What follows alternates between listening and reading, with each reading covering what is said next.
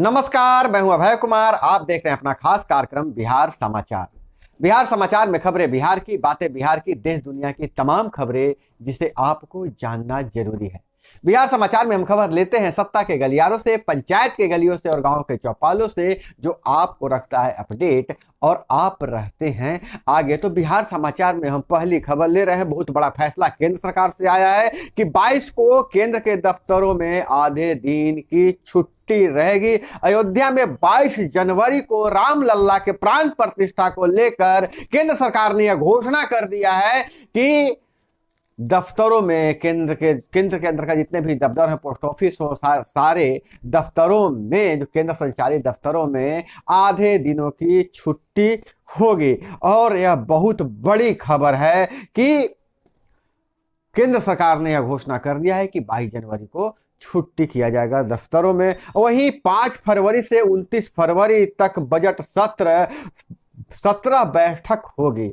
और इधर बिहार का बजट सत्र जो है 5 फरवरी से 29 फरवरी तक चलेगा। इस दौरान 17 बैठकें होंगी। मार्च में लोकसभा चुनाव की संभावित अधिसूचना जारी होने के कारण हर साल 1 महीने तक चलने वाला बजट सत्र इस बार थोड़ा छोटा है। बजट सत्र से पहले दिन राज्यपाल राजेंद्र विश्वनाथ आर्लेकर दोनों सदनों के सदस्यों के संयुक्त रूप से सेंट्रल हॉल में संबोधित करेंगे। तो यह बजट बहुत ही महत्वपूर्ण है। यह बजट था चुनावी बजट होगा। इसमें अब ये देखना यह होगा कि पंचायती राज के प्रतिनिधियों को क्या मिलता है, जीविका दीदियों को क्या मिलता है, आंगनबाड़ी सेविका सहायिका के लिए क्या प्रावधान है और खास करके किसानों और गरीबों के लिए क्या प्रावधान रखा जाता है। तो यह बजट सत्र बहुत ही महत्वपूर्ण होने वाला है, जो 5 फरवरी से शुरू होगा और 29 फरवरी को खत्म हो जाएगा। 17 दिनों तक चलेगा बजट सत्र। हालांकि परंपरा यह थी कि बजट सत्र 1 महीने तक चलता था, लेकिन चुनावी मौसम को देखते हुए, मार्च में संभावित तिथि चुनाव का देखते हुए, यह बजट सत्र को छोटा रखा गया है। तो बहुत बड़ी खबर यह है कि छोटी रखी गई है बजट सत्र को। और इधर आंगनवाड़ी सेविका सहायिका के हवाले से खबरों की बात करेंगे कि क्यों बिहार में बंद किए जाएंगे आंगनवाड़ी केंद्र। उससे पहले हम आपको बता दें कि सीएम हाउस में नीतीश कुमार, लालू, तेजस्वी की हुई है मुलाकात। डिप्टी सीएम तेजस्वी यादव ने कहा है गठबंधन पूरी तरह मजबूत है। बीजेपी की भी मीटिंग हुई है। मांझी ने विधायकों को पटना में रहने का निर्देश दिया है। तो बहुत बड़ा अपडेट है राजनीतिक उठापटक के हवाले से कि अचानक सीएम हाउस पहुंच गए हैं लालू प्रसाद और राजद सुप्रीमो और तेजस्वी यादव, और दोनों नेता ने सीएम नीतीश कुमार से मिले। करीब 45 मिनट तक तीनों नेताओं के बीच बातचीत हुई। मुलाकात के दौरान दोनों नेता मुस्कुराते हुए निकले हैं। इसका मतलब गठबंधन में सब चीज ठीक ठाक है। तेजस्वी यादव ने कहा कि सरकार में ऑल इज वेल है, गठबंधन में टूट का सवाल ही नहीं है। बीजेपी अफवाह फैला रही है। काम को लेकर मुलाकात होती रहती है। बिहार में बीजेपी का हारना तय है, इसमें कोई संदेह नहीं है। हम आपको बता दें कि हालांकि जो बातचीत होती थी, जो दुहा दही चूड़ा का भोज दिया था लालू प्रसाद यादव ने, नीतीश कुमार वहां पहुंचे थे, 10 मिनट ही मात्र वहां रुके थे और कोई विशेष बातचीत नहीं हुई थी। इसे लेकर भी कयास लगाए जा रहे थे। वहीं लालू यादव ने भी कह दिया था कि अभी सीटों का बंटवारा तय नहीं हो पाया है, गठबंधन में इतना आसानी से सीटों का बंटवारा नहीं होता है। लेकिन दूसरी तरफ यह है कि इधर बीजेपी ने भी विधायक दल की बैठक बुलाई है। नेता प्रतिपक्ष विजय सिन्हा के आवास पर यह बैठक हो रही है। इस सबके बीच हम सुप्रीमो जीतनराम मांझी के सोशल मीडिया पोस्ट ने राजनीति गरमा दी है। मांझी ने अपनी पार्टी के विधायकों को पटना में रहने का निर्देश दिया है। जीतनराम मांझी ने अपने विधायकों को पटना में रहने का निर्देश दिया है। इसलिए राजनीतिक हलकों में पूरा चर्चा बना हुआ है कि कहीं बिहार में फिर से सत्ता का उठापटक तो नहीं होने वाला है। हालांकि तेजस्वी यादव ने साफ कर दिया है कि गठबंधन पूरी तरह मजबूत है, हम लोग एकजुट हैं।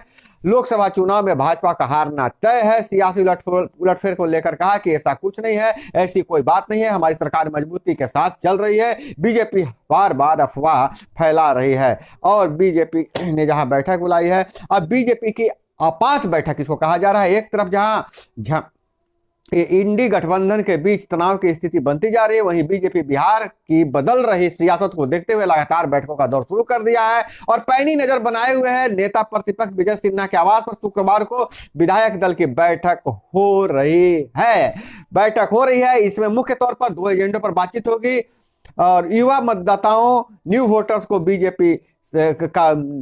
का बीजेपी सम्मेलन करवाना चाहती है। हर विधानसभा में इसका आयोजन होगा। वहीं बीजेपी जल्द गांव चलो अभियान की शुरुआत करेगी। इसके तहत एक साथ 45,000 गांव में 45,000 पार्टी संयोजक पहुंचेंगे। इसके लिए पार्टी की तरफ से पंचायतवार संयोजक बनाए जा रहे हैं। इस बैठक में मुख्य रूप से 5 फरवरी से शुरू हो रही बजट सत्र पर भी चर्चा की गई है। और इधर दही चूड़ा खाने रावड़ी आवास गए थे सीएम, लालू ने नहीं लगाया था तिलक। इसको लेकर भी सवाल उठ रहे हैं। जब मुख्यमंत्री नीतीश कुमार लालू रावड़ी के आवास पर गए थे, जैसी परंपरा के अनुसार तिलक लगाकर स्वागत करते थे लालू यादव सभी का, लेकिन मुख्यमंत्री को तिलक नहीं लगाया।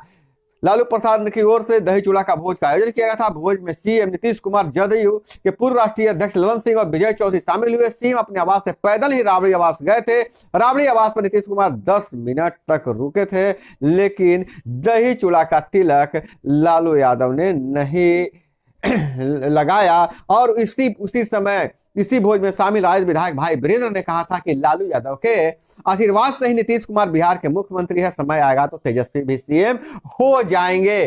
तो यह बहुत बड़ी खबर है, बहुत बड़ा अपडेट है कि हालांकि बिहार में सियासी भूचाल आ रहा है, लेकिन एक खबर पर और हम गया से जो खबर आ रही है उस पर थोड़ी सी चर्चा कर लेते हैं। आपको बता दें कि गया में बीच सड़क पर किसी फिल्मी स्टाइल में ताबड़तोड़ फायरिंग, 50 की संख्या में पहुंचे लोग, जिसे जहां मन किया गोलियां बरसा रहा था। गया में दिन दहाड़े फिल्मी स्टाइल में फायरिंग है। यहाँ बता दें कि गया ऐसे भी बदनाम है हत्या को लेकर, गोली चलाने को लेकर। वहां तो कार को ओवरटेक करने के जुर्म में भी गोली चल जाती है और मौत हो जाती है। और पूरी घटना सीसीटीवी कैमरे में कैद हो गई है। सीसीटीवी में जो साफ दिख रहा है कि कई लोग एक के बाद गोलीबारी कर रहे हैं, दादन फायरिंग हो रही है। घटना मुफस्सिल थाना के सुरहेरी गांव की है। यह मामला गुरुवार सुबह की है। घटना के दौरान एक युवक को गोली लग गई है। हालांकि अफरा तफरी मची, उसके बाद पुलिस ने जरूर मोर्चा संभाल लिया है। पुलिस के पहुंचने से पहले ही अपराधी मौके से फरार हो गए थे। बताया यह जा रहा है कि भूमि विवाद में यह गोलीबारी हुई है और भूमि विवाद के कारण यह गोलीबारी हुई है। बहुत बड़ी खबर इधर आ रही है नियोजित शिक्षकों के हवाले से। नियोजित शिक्षकों को बीपीएससी देगा 15 दिनों का विशेष प्रशिक्षण। नियोजित शिक्षकों को भी दिया जाएगा 15 दिनों का विशेष प्रशिक्षण। जैसा कि आप बीपीएससी पार्ट 1, बीपीएससी पार्ट 2 में जो शिक्षक चयनित हुए हैं उन्हें 15 दिनों का विशेष प्रशिक्षण दिया गया है। तो 36,000 नए शिक्षकों का प्रशिक्षण पूरा हो गया है। तो अब बीपीएससी जो है से नियोजित शिक्षकों को भी प्रशिक्षण देगा। बीपीएससी ने बताया कि राज्य के 81 प्रशिक्षण केंद्रों पर इन शिक्षकों को प्रशिक्षण दिया जाएगा। और बहुत बड़ी खबर है, प्राइवेट कोचिंग संस्थानों को लेकर 16 साल तक से कम उम्र के बच्चे को कोचिंग जाने पर रोक है और कोचिंग संस्थानों को बंद कर दिया जाएगा।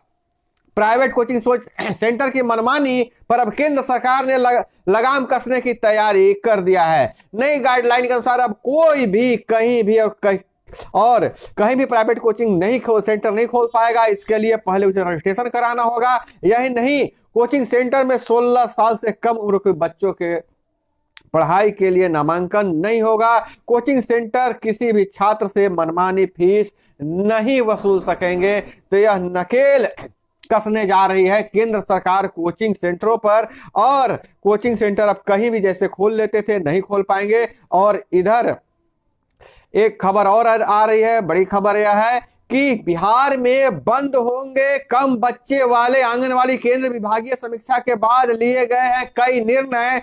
समीक्षा बैठक में निर्णय लिया गया है कि राज्य के वैसे जिलों में 1200 नए आंगनवाड़ी केंद्र खोले जाएंगे जहां अभी केंद्र की संख्या कम है। वहीं वर्तमान में राज्य में 1,10,000 केंद्रों का संचालन हो रहा है, लेकिन जहां बच्चे नहीं आ रहे हैं, जहां कम बच्चे हैं, वैसे आंगनवाड़ी केंद्रों को बंद कर दिया जाएगा। और उत्तर बिहार में ज्यादा आंगनवाड़ी केंद्र खोले जाएंगे, वहीं दक्षिण बिहार के आंगनवाड़ी केंद्रों को बंद किया जाएगा। तो बहुत बड़ा अपडेट है आंगनवाड़ी के हवाले से कि आंगनवाड़ी केंद्र जहां बच्चे कम आते हैं उन केंद्रों को बंद कर दिया जाएगा। अपनी राय कमेंट में जरूर बताइएगा। तो बहुत बड़ी खबर है। हालांकि जिस आंगनवाड़ी केंद्र जो बंद किए जाएंगे उनमें नियुक्त सेविका सहायिका का क्या होगा, इस पर अभी कुछ साफ नहीं किया गया है, लेकिन यह बहुत बड़ा अपडेट है कि आंगनवाड़ी केंद्र को बंद किया जाएगा। कम संख्या वाले कम जहां बच्चे कम आते हैं उस आंगनवाड़ी केंद्र को बंद किया जाएगा। और इधर बात करें तो राज्य में मखाना उद्योग के लिए वार्षिक कैलेंडर बनेगा। प्रोडक्ट तैयार करने की ट्रेनिंग मिलेगी। किसानों को एक साथ मखाना, मछली और सिंघाड़ा की खेती के लिए प्रशिक्षण दिया जाएगा। तो यह बहुत बड़ी खबर है किसानों के लिए।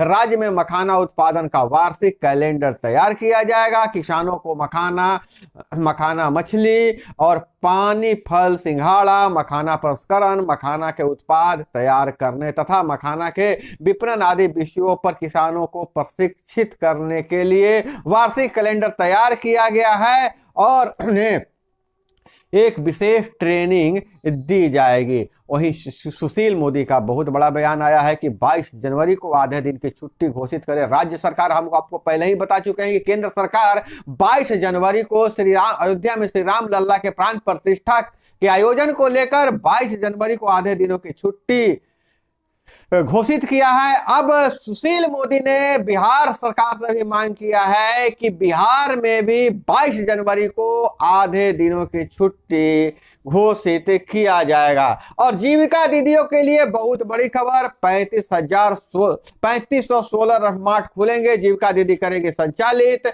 और इसी महीने कई जिलों में जैसे मुजफ्फरपुर में 40 और बेगूसराय में 5 मार्ट खोलेंगे। 40,000 की आर्थिक सहायता दी जाएगी। गाँवों में स्वरोजगार के बढ़ावा देने के लिए 3,500 सोलर मार्ट खोले जाएंगे। यहाँ सोलर पावर से संबंधित सारे सामान बिकेंगे।